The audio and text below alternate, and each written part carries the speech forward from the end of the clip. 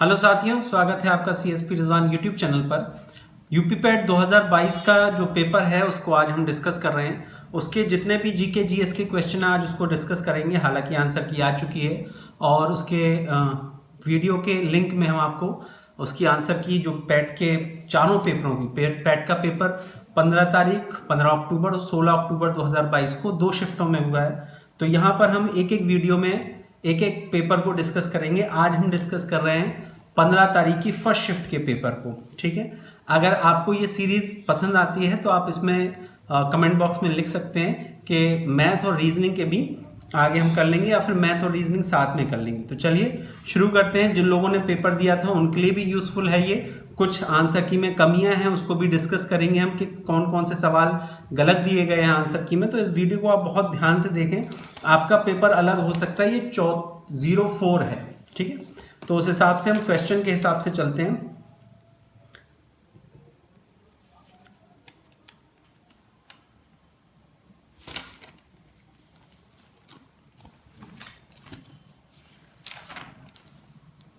सबसे पहले हम डिस्कस करते हैं क्वेश्चन। इस सेट में 22 है।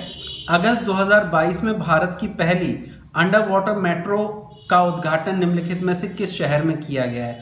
तो अंडर वाटर टनल बनाकर कलकत्ता में, याद रहे देश की पहली मेट्रो भी कलकत्ता में है और अंडर वाटर मेट्रो भी कलकत्ता में ही है। तो इसका आंसर बी सही है। साइड में आपको क्वेश्चन जो है वो आ रहे होंगे फोटो में। उसके बाद निम्न में से किस देश के वैज्ञानिकों ने पहला कृत्रिम भ्रूण तैयार किया है? करंट का क्वेश्चन है। तो इजराइल के वैज्ञानिकों ने यह कारनामा करके दिखाया है और पहला कृत्रिम भ्रूण तैयार किया है इन लोगों ने। प्रधानमंत्री नरेंद्र मोदी ने निम्नलिखित में से किस राज्य में IIBX Indian international bullion exchange Gujarat में है? क्योंकि अभी गुजरात में चुनाव है। ये तो ट्रिक होती है कि करंट के ज़्यादातर क्वेश्चन अगर कोई स्टेट से रिलेटेड आते हैं तो सरकारी योजना उसी राज्य में होंगी जिस राज्य में आइंदा चुनाव आने वाले हैं। तो आप करंट अगर 1 जनवरी से अगस्त या सितंबर तक का फॉलो किए थे तो उसमें ज़्यादातर चीज़ें गुजरात में ही लॉन्च की जा रही थी। तो ये IIBX भी गुजरात में ही है। अगले चलते हैं। निम्न में से किस देश ने अगस्त 2022 में ताइवान के आसपास, आपको जैसा कि पता होगा ताइवान का डिस्प्यूट चल रहा है चाइना के साथ। तो इसमें ऑप्शन है USA, रूस, इजराइल और चीन। तो चीन आंसर सही होगा क्योंकि चाइना का डिस्प्यूट ताइवान के साथ चल रहा है। भारतीय सेना ने जुलाई 2022 में डैश नामक एक अखिल भारतीय उपग्रह संचार अभ्यास का आयोजन किया था। तो इसका नाम था स्काईलाइन। भारतीय सेना ने अंतरिक्ष में एक प्रैक्टिस की थी, इसका नाम स्काईलाइन था। करंट अफेयर्स का क्वेश्चन है, जुलाई 2022 की करंट अफेयर्स का क्वेश्चन है। पैट की परीक्षा में लेटेस्ट करंट अफेयर्स के क्वेश्चन ही आए हैं, पुराने क्वेश्चन नहीं आए हैं। ये इंपॉर्टेंट था और आना ही था। भारत के किन 2 शहरों के बीच अकाशा एयर, आपको पता होगा एक नई एयरलाइन शुरू हुई है अकाशा एयर, और अकाशा एयर की पहली जो उड़ान थी वो मुंबई से अहमदाबाद थी। तो सी ऑप्शन इसमें सही है। आज़ादी का अमृत महोत्सव बड़े चलो ये लाल किले में आयोजित किया गया था। हालांकि प्रश्न ये नहीं पूछा है, उसने ये पूछा है कि किस मंत्रालय के अंतर्गत आता है अमृत महोत्सव। जो अमृत महोत्सव ऑर्गेनाइज कर रहे हैं तो संस्कृति मंत्रालय के अंतर्गत आता है। लाल किले में आयोजित इसको किया गया था।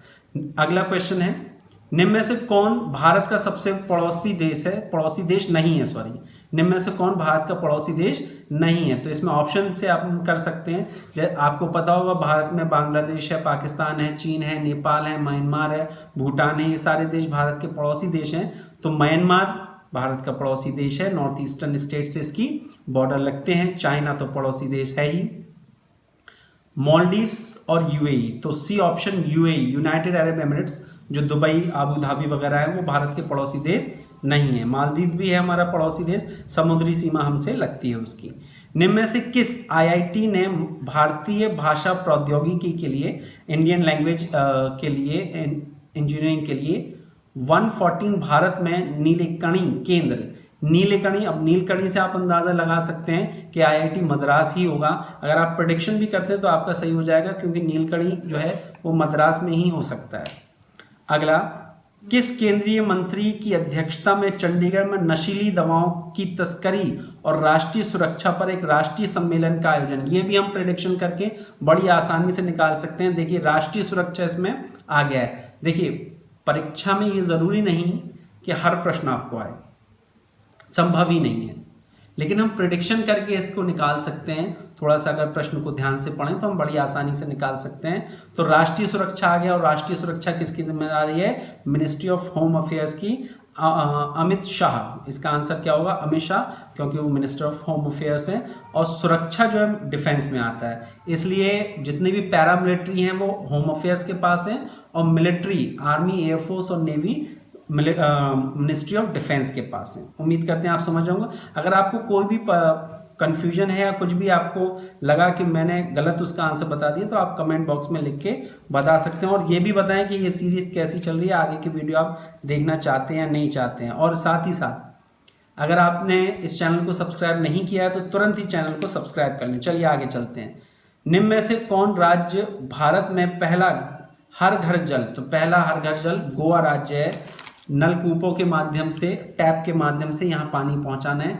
अंतर्राष्ट्रीय जैव विविधता, बायोडाइवर्सिटी, सभी को ज्ञान होगा 22 मई को बायोडाइवर्सिटी डे मनाया जाता है। निम्न में से कौन सा विश्व का सबसे बड़ा नदी द्वीप है? मांजुली, ब्रह्मपुत्र नदी पर मांजुली पूरा एक जिला है, मांजुली द्वीप, डी ऑप्शन मांजुली द्वीप। निम्न में से हंगरी की राष्ट्रीय मुद्रा क्या है? तो हंगेरियन फॉरेंट। हंगेरियन फॉरेंट जो है हंगरी की मुद्रा है।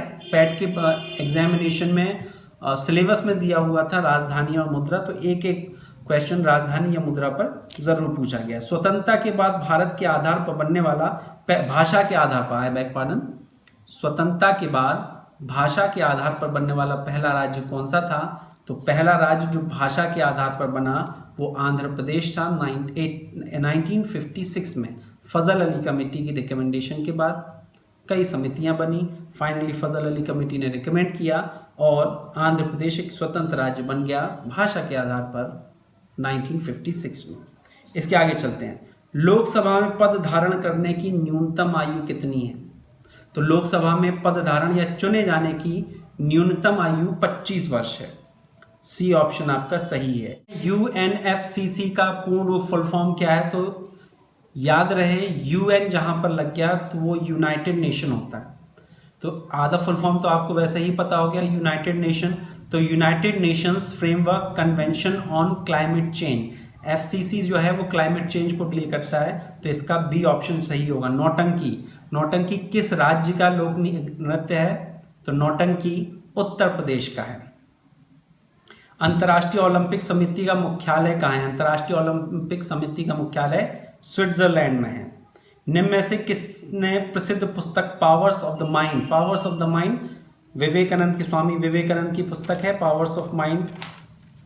आगे चलते हैं हम। अभी हम इस वीडियो में केवल और केवल जीके जीएस के क्वेश्चन को डिस्कस कर रहे हैं, और अगर आप मैथ के और कॉम्प्रीहेंशन के क्वेश्चन भी चाहते हैं वीडियो में डिस्कस किए जाएं तो कमेंट में ज़रूर लिख दें। संगमरमर पर पितृदुआ शैली, रंगीन पत्थर की जड़ाई का काम डैश के समय में बहुत लोकप्रिय था। तो शाहजहां के समय में, ताजमहल जो है उसमें पितृदुआ शैली का ही प्रयोग किया गया है। शाहजहां के समय ये अपने चरम पर था। हालांकि जो पहली बार इसका प्रयोग किया गया था, तो पहली बार प्रयोग किया गया था जहांगीर के समय में, एतमाद-उद-दौला के मकबरे में, आगरा में स्थित है एतमाद-उद-दौला का मकबरा, उसमें पहली बार प्रयोग किया गया था। लेकिन सबसे महत्वपूर्ण जो प्रयोग है वो ताजमहल में हुआ, इसलिए शाहजहां इसका आंसर सही है। निम्न में से किस युग में तांबे को पहली बार प्रयोग किया गया था? तो ताम्रपाषाण, ताम्रपाषाण में, नाम से भी ही क्लियर हो रहा है ताम्रपाषाण। ताम्रपाषाण में पहली बार कॉपर को या तांबे को प्रयोग किया गया था। निम्न में से किस स्थान पर प्रथम बौद्ध संहिता हुई? तो राजगृह इसका आंसर सही है। राजगृह में बौद्ध संहिता, पहली बौद्ध संहिता राजगृह में हुई थी। 4 बौद्ध संहिताएं अभी तक हुई हैं, उनमें से जो पहली हुई थी वो राजगृह में हुई थी। और आगे अगर हम देखें, निम्न में से कौन सा एक व्यक्ति है जिसका नाम प्रियदर्शी था? तो प्रियदर्शनी जो है वो अशोक का नाम था। कई अभिलेखों में अशोक का नाम अशोक वर्धन भी मिलता है और प्रियदर्शी भी मिलता है। जब ईस्ट इंडिया कंपनी की स्थापना हुई तब भारत पर निम्न में से किसका शासन था? ईस्ट इंडिया कंपनी के समय, ईस्ट इंडिया कंपनी की स्थापना सन 1600 में, और 1600 के समय भारत पर अकबर का शासन था। तो आपको केवल बताना है गुप्त सम्राट, मौर्य सम्राट, मुगल सम्राट या शुंग सम्राट? तो मुगल सम्राट अकबर का शासन था, सी ऑप्शन सही है। भूदान आंदोलन बड़ा इजी प्रश्न है। भूदान आंदोलन विनोबा भावे से संबंधित है। दांडी नमक यात्रा, आप क्वेश्चन देख लीजिए, आपकी स्क्रीन पर क्वेश्चन आ रहा होगा। दांडी नमक यात्रा के दौरान निम्न में से किस सामाजिक कार्यकर्ता ने गांधी जी को आंदोलन को केवल पुरुषों तक सीमित न रखने के लिए राजी किया था? तो कमला देवी चट्टोपाध्याय। दांडी मार्च आपको याद होगा, और 1930 के आसपास साबरमती आश्रम से गांधी जी दांडी के समुद्री तट तक के लिए गए थे नमक कानून को तोड़ने के लिए। तो कमला देवी चट्टोपाध्याय ने उन्होंने कहा था कि आप इसमें केवल पुरुषों को ही शामिल ना करें, महिलाओं को भी इसमें शामिल किया जाना चाहिए। तो आपका बी ऑप्शन सही है। राष्ट्रवाद की पहली स्पष्ट अभिव्यक्ति निम्नलिखित में से किस क्रांति में मिलती है? तो फ्रांस की क्रांति। आप सबने, अगर आप कंपटीशन में हैं तो आपने पढ़ रखी होगी फ्रांस की क्रांति। आपका ऑप्शन डी सही है, फ्रांस की क्रांति। सरकार के निम्नलिखित में से किस अधिनियम के कारण बंबई और सिंध अलग अलग हो गए? बंबई से सिंध प्रांत अलग हो गए थे। तो बंबई से सिंध अलग अलग हो गए थे भारत सरकार अधिनियम 1935 में, 1935। प्रसिद्ध युद्ध का नारा दिल्ली चलो या चलो दिल्ली सुभाष चंद्र बोस का है, इजी क्वेश्चन है। निम्न में से कौन जनसंख्या वितरण को प्रभावित करने वाला आर्थिक कारण नहीं है? इस प्रकार के प्रश्नों में आपको क्या करना है, आप अगर मान लीजिए आपको नहीं आ रहा है प्रश्न, इस प्रकार के प्रश्न में आपको प्रश्न को 2-3 बार पढ़ना है, जो भी इसमें की पॉइंट है उनको अंडरलाइन करना है। जैसे निम्न में से कौन जनसंख्या वितरण को प्रभावित करने वाला आर्थिक कारण नहीं है? इसमें 3 की पॉइंट है। पहला तो जनसंख्या वितरण, दूसरा आर्थिक कारण और तीसरा नहीं है। तो ऑप्शन हम पढ़ते हैं शहरीकरण। जनसंख्या वितरण का आर्थिक कारण से शहरीकरण से कोई लेना देना नहीं है। खनिज, जहाँ खनिज होते हैं उसका जनसंख्या या शहरीकरण या आर्थिक नहीं है, अपन को नहीं बताना है। औद्योगिकरण, इंडस्ट्रियलाइजेशन। पानी की उपलब्धता, तो पानी की उपलब्धता सही ऑप्शन है।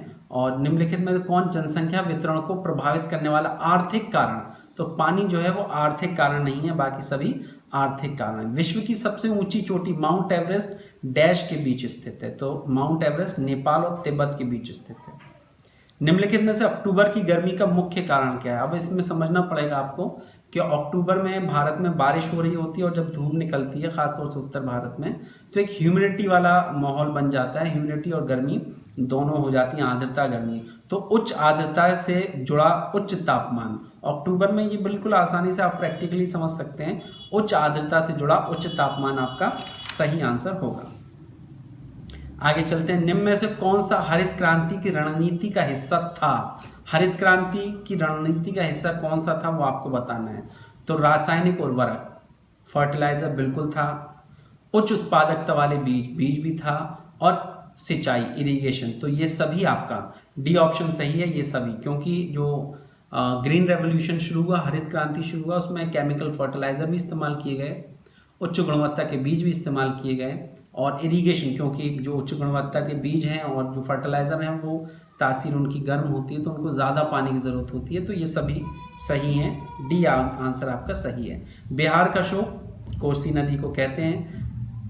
भारत की पंचवर्षीय योजना को अंतिम स्वरूप निम्नलिखित में से किसके द्वारा दिया जाता है? तो राष्ट्रीय विकास परिषद, एनडीसी।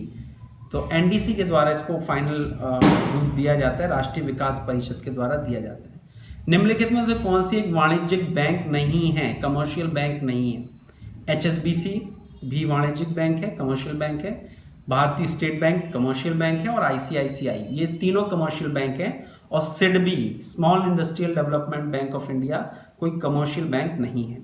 निम्न में से तो डी आंसर आपका सही है, सिडबी।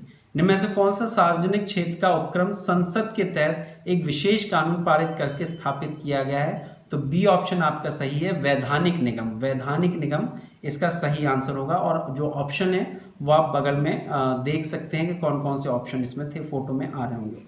भारत की संघ कार्यकारिणी में निम्नलिखित में से कौन शामिल नहीं होता है? संघ की कार्यपालिका में कौन कौन शामिल नहीं होता है? तो राज्य के मुख्यमंत्री संघ में, फेडरल में या फिर दिल्ली में राज्य के मुख्यमंत्री का कोई रोल नहीं है।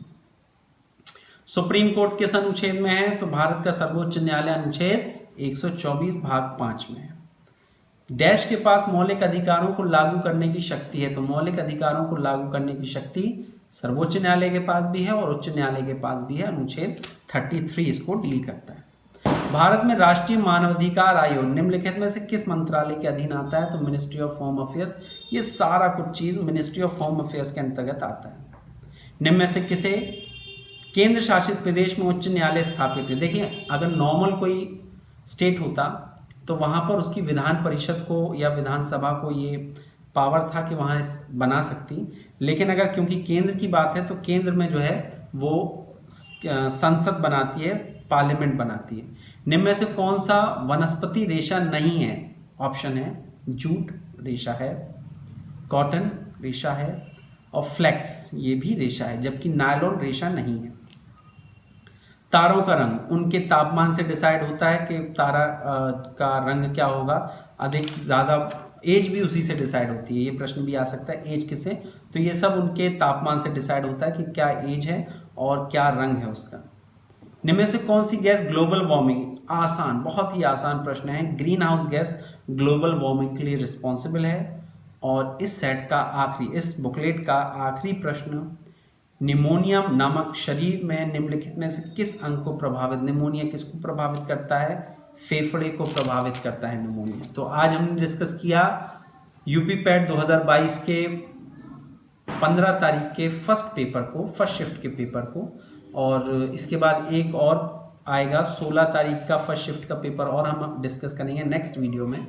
तो उसका लिंक हम ऊपर डाल देंगे, तो वो वीडियो भी आप देख लीजिएगा। ज़रूरी नहीं आपने ये परीक्षा दी हो, और थोड़ा सा इम्पोर्टेंट क्वेश्चन इससे समझ में आ जाते हैं आपको, और क्या क्या परीक्षा में पूछा जा रहा है। अगर अभी आप देने के लिए कुछ ट्राई कर रहे हैं, अभी आप नेक्स्ट पेपर देंगे, तो इसको ज़रूर देखिए वीडियो को, ताकि आपको समझ में आए कि किस प्रकार से पैटर्न परीक्षाओं में, किस प्रकार से भाषा आती है, किस प्रकार से प्रश्न पूछे जाते हैं।